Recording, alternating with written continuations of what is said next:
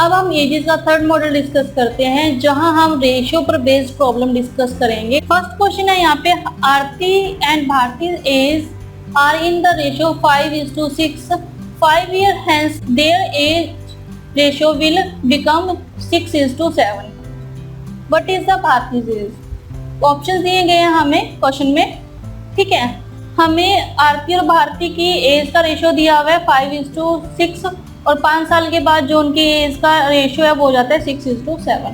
हमें भारती की एज बतानी है क्या है, तो हम मान लेते हैं कि ए आरती की एज है और बी भारती की एज है, और हमें रेशियो दिया हुआ है उनकी एज का, ए रेशियो बी दिया हुआ है 5:6, या फिर यूं कहें कि ए बाई बी दिया हुआ है 5/6। तो इससे हम कह सकते हैं कि आरती की एज है 5x और भारती की एज है 6x। अब 5 years के बाद उनकी एज का रेशियो हो जाता है 6/7, यानी कि आरती की एज है a प्लस 5 year और भारती की एज b प्लस 5। 5 साल के बाद है तो a प्लस 5 और b प्लस 5, ये हो जाता है 6/7। तो अगर हम इसमें a और b की जो वैल्यू है वो पुट करें तो a है 5x प्लस 5 और b है 6x plus 5 is equal to 6/7। और अगर हम इसको सिंप्लीफाई करें क्रॉस मल्टीप्लाई करके तो ये आएगा 35x plus 35 is equal to 36x प्लस 30। तो 35x को इस तरफ ले आते हैं तो 36x minus 35x is equal to 35 minus 30। तो x की वैल्यू आई हमारे पास 5। तो x आया हमारे पास 5 और हमसे भारती की एज पूछी गई है, तो भारती की एज है 6x यानी कि 6 × 5 30 ईयर्स। तो ऑप्शन नंबर 1 यहाँ पर करेक्ट ऑप्शन है कि भारती की एज है वो है 30 ईयर्स। इस क्वेश्चन को भी आप ऑप्शन की हेल्प से कर सकते हो। कैसे कि आरती और भारती की एज का रेशियो दिया हुआ है 5:6, ठीक है, यानी कि भारती का जो एज में पार्ट है वो है, टोटल रेशियो में जो पार्ट है वो है 6, तो 5:6, ठीक है, यानी कि जो भारती की एज है वो 5 ईयर बाद भी 6 का ही मल्टीपल रहने वाली है ना।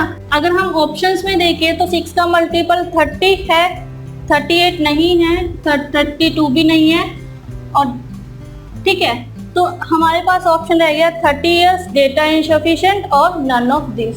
तो अगर हम देखें तो अगर हम फर्स्ट ऑप्शन को लें कि ऑप्शन नंबर फर्स्ट करेक्ट है, तो 6 का मल्टीपल है 30, ठीक है। अब इसने फर्स्ट कंडीशन को तो फुलफिल कर दिया।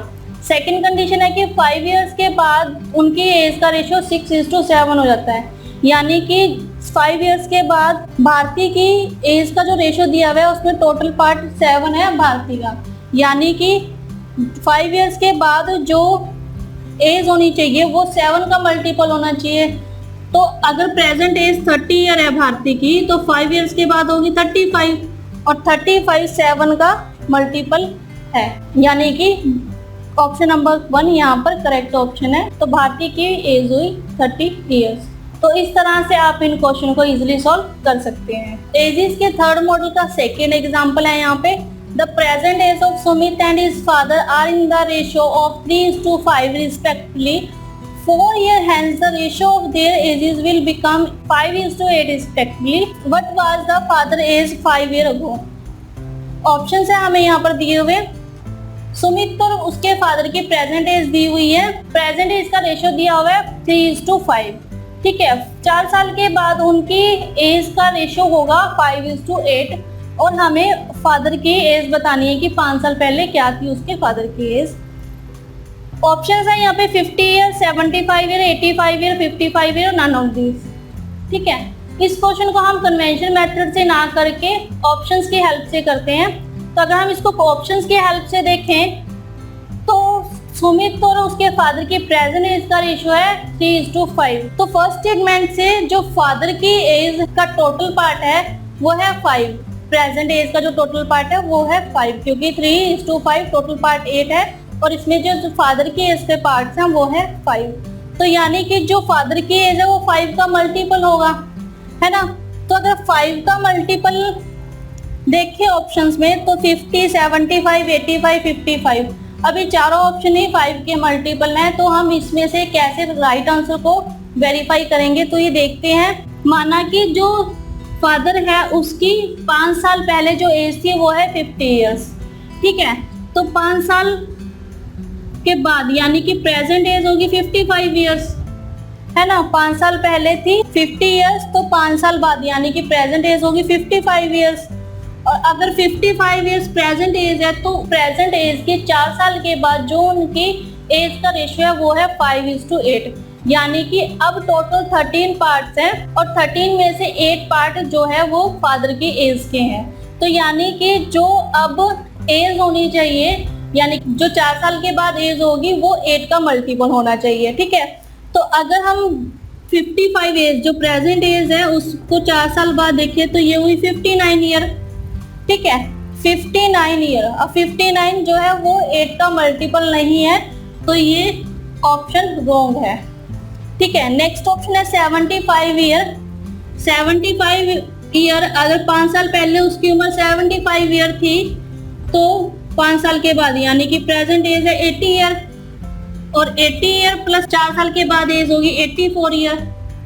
अब 84 ईयर 8 का मल्टीपल नहीं है, तो ये भी रॉन्ग ऑप्शन है। थर्ड ऑप्शन है हमारे पास 85। अगर 5 साल पहले फादर की एज 85 ईयर्स थी तो 5 साल के बाद यानी कि प्रेजेंट एज है 90 ईयर, ठीक है। 90 ईयर है तो 4 साल के बाद होगी 94 ईयर। अब 94 भी 8 का मल्टीपल नहीं है, तो ये भी रॉन्ग ऑप्शन है। नेक्स्ट ऑप्शन है 55 ईयर। अगर 5 साल पहले फादर की एज 55 ईयर थी तो 5 साल के बाद यानी कि प्रेजेंट एज है 60 ईयर।